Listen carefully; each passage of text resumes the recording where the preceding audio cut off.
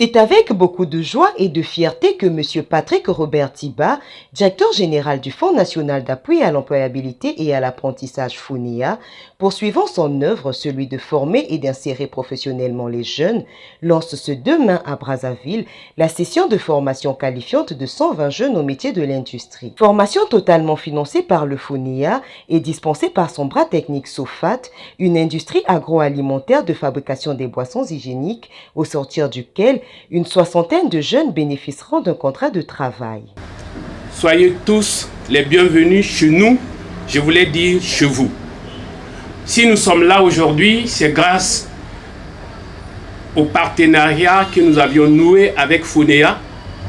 Donc FONEA ici présent est notre partenaire stratégique pour la formation que vous allez recevoir. Nous invitons les impétrants à la discipline et au travail.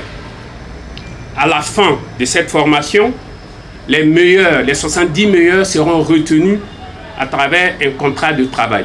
La formation proprement dite, dont le lancement nous réunit ces jours, il s'y est de rappeler qu'à l'issue d'un appel à candidature, une présélection de 307 jeunes sur un total de 730 candidatures reçues a été judicieusement faite par nos services techniques. Les dossiers ont été transférés à la société SOFAT, qui à son tour a sélectionné 120 jeunes, répartis en 4 groupes de métiers de l'industrie agroalimentaire de fabrication de boissons hygiéniques, à savoir agents de production, agents d'hygiène et sécurité et environnement, agents commerciaux et opérateurs des machines. Cette formation revêt une importance capitale pour notre démarche pour favoriser l'insertion professionnelle des jeunes, conformément à la volonté politique de notre pays incarnée par son Excellence Denis Sassou Nguesso, président de la République, chef de l'État, qui du reste a décrété 2024 année de la jeunesse. Sans abuser de votre temps, je déclare ouverte la formation qualifiante des jeunes dans les métiers de l'industrie et je souhaite bon vent aux 120 présélectionnés en attendant de vous revoir dans les 6 mois à venir afin d'apprécier la moisson d'aujourd'hui. Je vous remercie.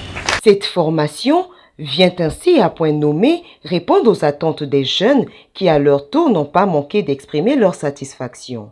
J'ai reçu l'appel d'un ami, je suis venue déposer mon dossier et à la fin on m'a appelé que j'étais retenue.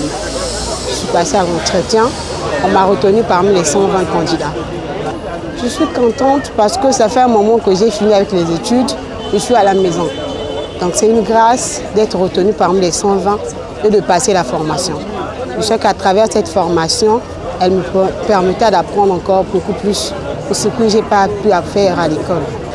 J'ai eu une bonne impression venant de cette offre parce que je trouve que c'est très bien déjà si nos autorités pensent à ce type d'organisation, à ce que les jeunes puissent avoir du boulot, puissent se former. En tout cas, c'est une bonne chose. En tout cas, que Dieu leur bénisse en fait. Bon, je vais remercier le directeur général du FONEA pour cette opportunité qu'il offre aux jeunes. En tout cas, c'est pas donné à n'importe qui. C'est en tout cas une opportunité, une grâce pour nous des jeunes d'avoir ce tel cadre dans notre pays.